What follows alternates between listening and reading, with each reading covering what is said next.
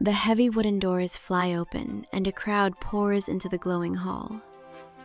Waiting for them is an old man, Bishop Isidor, smiling warmly. He holds nothing back. He hands out his own gold, passes out loaves of bread, and even gives the shoes right off his feet to anyone who needs them. Looking at this cheerful, brilliant old man, you would never guess his secret. When Isidore was a boy, he absolutely hated school. The path from a frustrated student to the most generous hero in Spain required him to train his mind and heart in a specific way. He didn't rely on magic. Instead, Isidore built his strength through 3 specific inner powers that anyone can practice to change the world around them. Long before he was a famous bishop, young Isidore sits staring at a massive, overwhelming pile of difficult books. His teacher is his older brother, Leander. Leander is a strict taskmaster who expects absolute perfection, giving assignments that demand hours of intense memorization and flawless recitations in Latin and Greek. It is simply too much. Convinced he will never be smart enough to meet his brother's goals, Isidore pushes away from the desk, sneaks out the door, and runs away from home. He keeps running until he reaches the quiet woods. Out of breath and feeling entirely defeated, he slumps down next to an old, weathered stone well to hide. That feeling of wanting to walk away when a task seems impossible is something everyone faces. For Isidore, this moment of defeat was about to become his greatest lesson. Sitting in the silence, something catches his eye. Drops of water are steadily falling from the well bucket, hitting a solid rock down below. Water is soft and rock is hard. Over time, those gentle, repeated drops carve a deep hole into solid stone. A single drop does nothing, but thousands of drops hitting the exact same spot wear down the toughest material on Earth. He realizes his studies work the exact same way. Small, consistent efforts accumulate into great knowledge.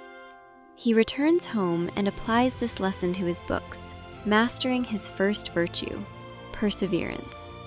Success is the result of showing up every single day and refusing to quit, even when the progress feels as slow as a single drop.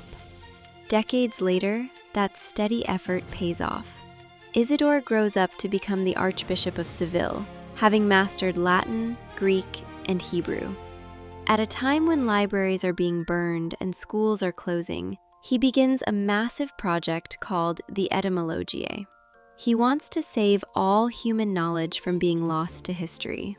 He organizes thousands of facts into 20 volumes, covering everything from medicine to the map of the world shown here. Using keywords, it became a central hub for scholars for 1,000 years, essentially a paper version of a global search engine. Isidore uses this information to unite a divided country, convincing kings to choose peace over conflict. Using vast knowledge to solve problems and bring people together is the definition of his second virtue, wisdom. Wisdom finds its true value when facts are put into action to help others live better, more peaceful lives. This brings us right back to the beginning. In his final days, the famous archbishop is giving away every last item he owns. He asks his friends to bring him sackcloth and ashes. Sackcloth is a rough, scratchy material worn by the poorest beggars to show they have nothing of their own. The most educated man in Spain takes off his fine robes to wear this uncomfortable cloth, kneeling on the floor of the church. This act of penance shows his ultimate priority. For Isidore, all the libraries and encyclopedias in the world are secondary to his total dependence on the mercy of God. Putting the needs of the poor above his own comfort is the final proof of his strongest virtue, charity. Loving and serving others gives purpose to everything else a person learns or achieves. Because of his work organizing the world's knowledge, the Church named Isidore the Patron Saint of the Internet.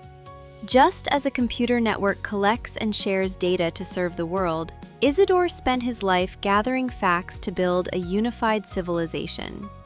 You can use Isidore's 3 virtues in your own life today.